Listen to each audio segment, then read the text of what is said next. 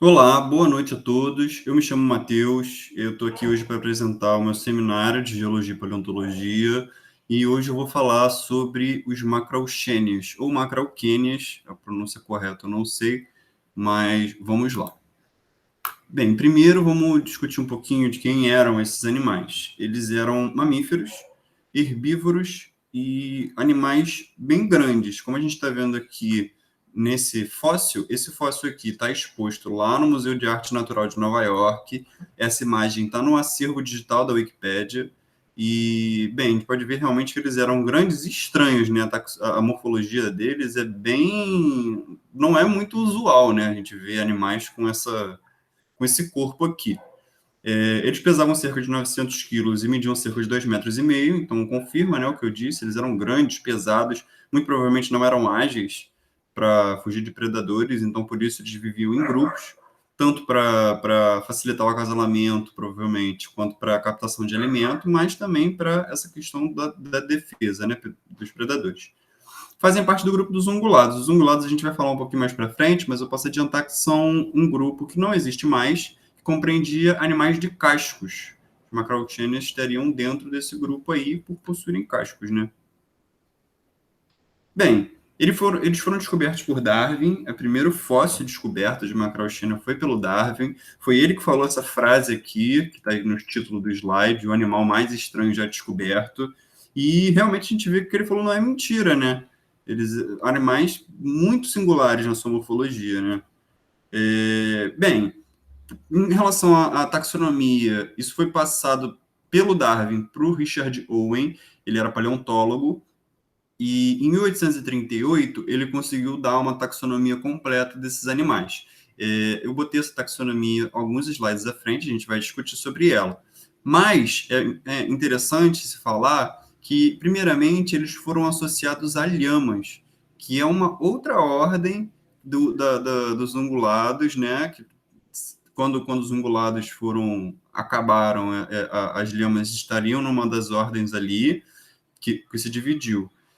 Porém, depois de muitos anos de estudos inconclusivos sobre esse animal, em 2017 foi publicado na Nature Communications um estudo que finalmente os colocava dentro de uma ordem de animais que existem, animais que não foram extintos, já que a ordem que eles pertencem, dos litopternos, é uma ordem de animais extintos. Bom, como eu falei aqui, os ungulados são animais de cascos. Essa divisão não existe mais e ela se separou nessas ordens aqui. Esse cladograma pode estar um pouquinho simples, talvez até um pouco ultrapassado, mas ele representa bem, né, que a gente teria o ancestral comum e as vertentes.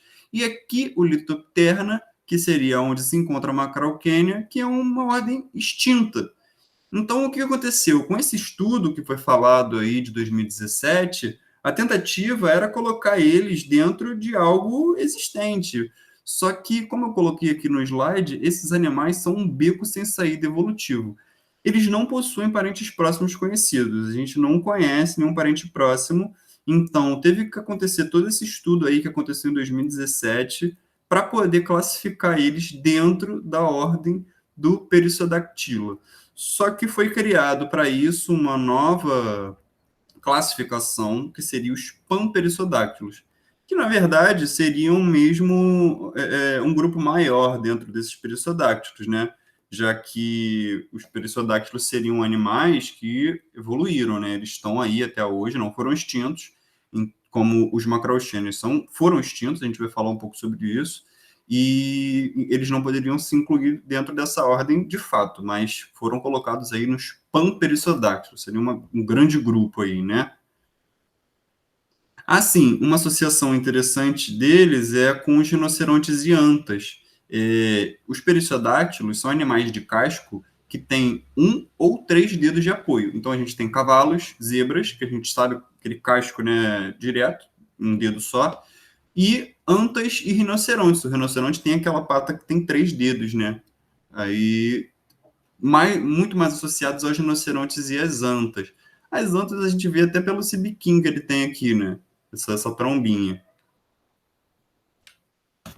Bem, como tudo sobre esse animal, a causa da sua extinção também é inconclusiva. mas existem hipóteses, obviamente, sobre isso. É, Bem, ele teria vivido aí durante o Mioceno até o Pleistoceno, então um período que compreende mais ou menos de 7 milhões de anos atrás até 10 mil anos atrás, bem recente, né, na escala de tempo geológico. Isso coincide até com o surgimento dos primeiros hominídeos, e isso é uma das causas que alguns artigos falam poderiam ser uma das possíveis causas da extinção, o surgimento dos primeiros hominídeos. Mas a hipótese mais falada, mas se você botar na internet e procurar, a mais comentada é sobre a predação mesmo. Eles muito provavelmente foram predados de forma desregulada e acabaram vindo a ser extintos. Talvez por não conseguir repor, né, na questão da reprodução, não se sabe, mas muito provavelmente por isso. Bem, aqui a gente tem a taxonomia com a espécie de Owen, a Macrauchenia patachônica. Patachônica porque ela foi encontrada numa região próxima ali da Patagônia. Então seria a grande lhama da Patagônia, seria esse nome aqui traduzido, né? Bem, a gente pode ver que até a classe aqui, ela tá dentro dos animais vertebrados, né, mamíferos vertebrados. Mas aqui, a partir da ordem, tudo extinto. Desde aqui do Litopterno até a espécie, todo mundo foi já extinto. E a grande objetivo, né, desse estudo aí de 2017 era colocar ele mais próximo de algum animal que exista, né, que a gente tenha como estudar esse animal. Então, esse estudo foi feito usando o DNA mitocondrial de uma macrauquênia. A gente vai ver um mapa mais à frente que vai mostrar legal para a gente os locais onde esses fósseis foram coletados. E eles reconstruíram cerca de 80% do DNA mitocondrial e conseguiram concluir aí que eles estariam nessa superordem ou nesse táxon que não tem classificação aí dos pamperisodáctilos.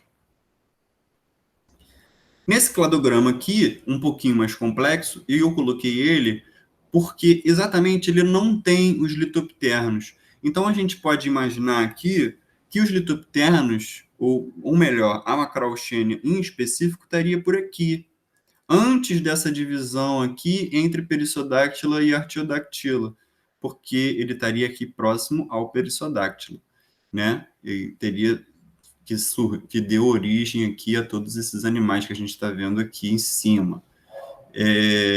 Eu achei interessante essa associação porque é isso, a gente não tem registros, a gente não tem estudos que sejam conclusivos até 2017, a gente não tinha, desculpa, até 2017, estudos que fossem conclusivos sobre esses animais.